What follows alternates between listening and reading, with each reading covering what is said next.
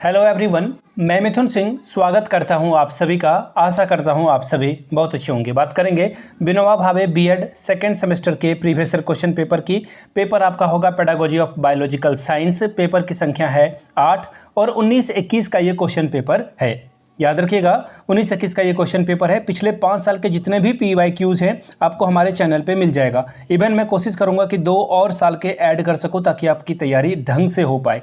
सब कुछ आपको एक ही प्लेलिस्ट में मिल जाएगी, वहाँ से जाकर के आप सारी वीडियो को देख सकते हैं। वैसे मैं बता दूं, पिछले 5 साल के जितने भी PYQs हैं उसे प्रिंट कराइए, आप PDF को प्रिंट कराइए और घर पे मॉक टेस्ट देकर जाएं। आप 2-3 दफ़ा अगर आप एग्ज़ाम दे देते हो अलग अलग साल के, इससे आपका जो स्टेमिना है या फिर आपके लिखने की स्पीड है वो आपको पता चल जाएगी।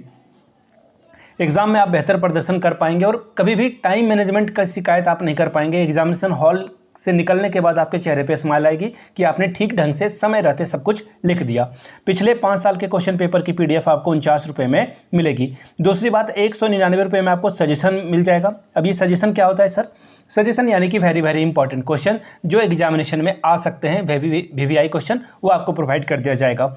याद रखिएगा, आपका क्वेश्चन पेपर 3 पार्ट में बटा होता है, ग्रुप A, ग्रुप B और ग्रुप C। हम लोग आपको ग्रुप A MCQ प्रोवाइड कर देंगे, group B short question answer वो आपको प्रोवाइड कर देंगे, ग्रुप C में लॉन्ग क्वेश्चन आंसर है वो आपको प्रोवाइड कर देंगे। हिंदी में चाहिए तो हिंदी में मिल जाएगा, इंग्लिश में चाहिए तो इंग्लिश में आपको प्रोवाइड कर दिया जाएगा। यहाँ से मेरी email ID आप देख लें, yourmithunsingh@gmail.com पे आप मुझे मेल कर सकते हैं।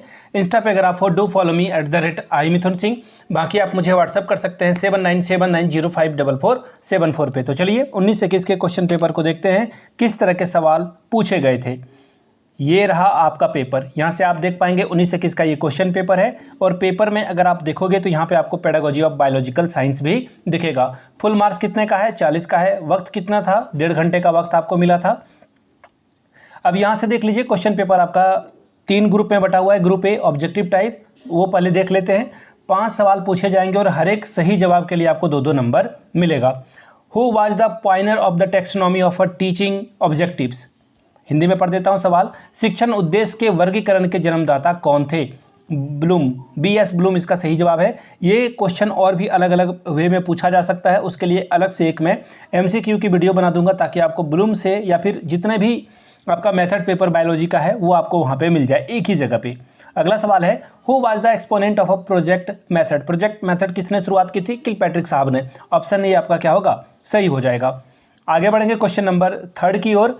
विच day is celebrated as Earth Day? किस दिन को जो है पृथ्वी दिवस के रूप में मनाया जाता है? तो देखिए 22 अप्रैल इसका सही जवाब है, ठीक है। और एक जो है आपको जनसंख्या दिवस भी पूछा जा सकता है, मृदा दिवस भी पूछा जा सकता है, तो उसको याद कर लीजिएगा आप लोग, उन सभी टर्म्स को याद कर लीजिएगा।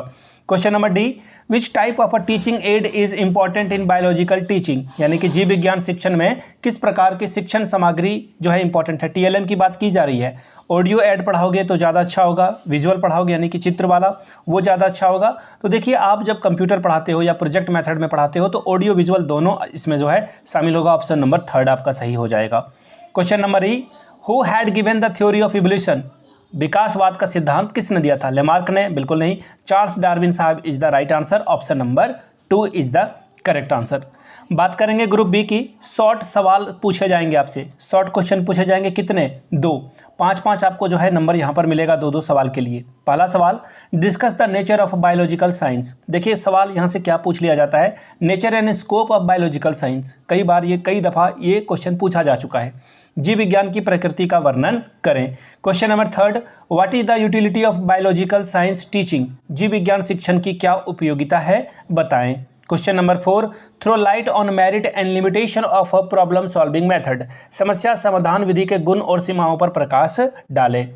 Question number 5, why is heuristic method suggested in teaching of a biological at a school level? विद्यालय स्तर पर जीव विज्ञान शिक्षण में खोज विधि क्यों सुझाई जाती है, इसके बारे में बताएं। चलिए क्वेश्चन नंबर अगले की ओर बढ़ेंगे। ग्रुप C में हम लोग आ चुके हैं। 2 सवाल का आंसर आपको करना है, 10 + 10 20 मार्क्स आपको मिलेगा।